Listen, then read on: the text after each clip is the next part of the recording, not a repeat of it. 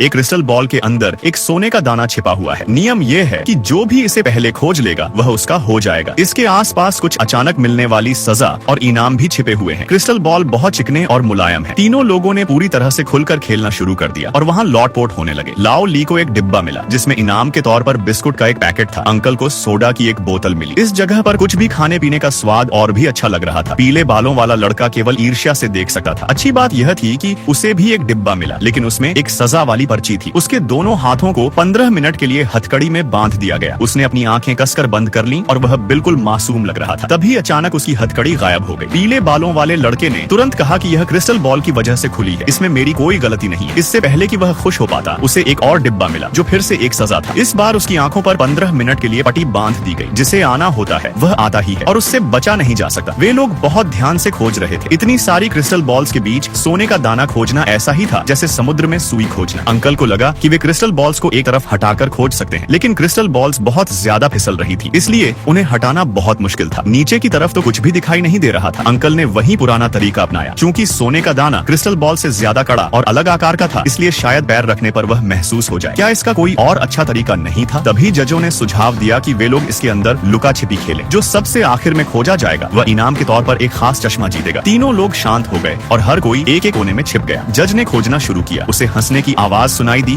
और उसने नीचे हाथ डालकर एक पैर पकड़ लिया। इस तरह पीले बालों वाला लड़का मिल गया। लाओ ली ने ध्यान भटकाने के लिए दूसरी तरफ कुछ फेंका ताकि जज वहां चला जाए, लेकिन जज ने ऐसा नहीं किया और उल्टी दिशा में झपटकर लाओ ली को भी पकड़ लिया। इस राउंड में अंकल जीत गए और उन्हें वह चश्मा मिल गया, लेकिन नीचे लेटने पर भी कुछ नहीं दिख रहा था, इसलिए यह चश्मा बिल्कुल बेकार साबित हुआ। इसके बाद दूसरा टास्क शुरू हुआ। तीनों लोगों के बीच गोता लगाने का मुकाबला था। जिसके कूदने का तरीका सबसे नया होगा उसे एक स्नॉर्कल मास्क मिलेगा। लाओ ली ने अपने हाथ फैलाए और बिल्कुल सीधे नीचे की तरफ लेट गया। जज ने उसे 8 नंबर दिए। अंकल ने पीछे मुड़कर एक छलांग लगाई जैसे कोई बड़ा मेंढक हो। जज ने उसे 5 नंबर दिए। सफेद बालों वाले लड़के ने कलाबाजी खाई और उसे 6 नंबर मिले, इसलिए इस राउंड को लाओ ली ने जीत लिया और उसे वह मास्क मिल गया। लेकिन वह भी किसी काम का नहीं था, क्योंकि नीचे लेटने पर उसमें से भी कुछ दिखाई नहीं दे रहा था। तीसरा टास्क बॉक्सिंग का था। हारने वाले को ऐसा चश्मा पहनना होगा जिससे चक्कर आए। बाएं से मुका और दाएं से मुका चलता रहा। वे लोग बहुत खुलकर लड़ रहे थे। पीले बालों वाला लड़का ठीक से खड़ा नहीं रह पाया और सबसे पहले बाहर हो गया। एक और मुके ने लाओ ली को भी हरा दिया। अंकल फिर से जीत गए। अब पीले बालों वाले लड़के को वह चक्कर लाने वाला चश्मा पहनना पड़ा। इससे उसका सिर इतना घूमने लगा कि वह अपनी जगह से हिलना भी नहीं चाहता था। अंकल छोटे छोटे कदम रखकर अभी भी खोज रहे थे। 3 घंटे बाद अचानक उन्हें अपने पैर के नीचे कुछ चुभता हुआ महसूस हुआ। उन्होंने नीचे बैठकर उसे चेक किया। वह सच में वही सोने का दाना था। अंकल ने आखिरकार उसे खोज लिया। यह काफी आश्चर्यजनक था और यह मानना पड़ेगा कि अंकल काफी होशियार है। इस बात को ऐसे समझा जा सकता है जैसे आपको 100 सुंदर लड़कियों के बीच अपनी प्रेमिका को खोजने के लिए कहा जाए और आप उसे आसानी से खोज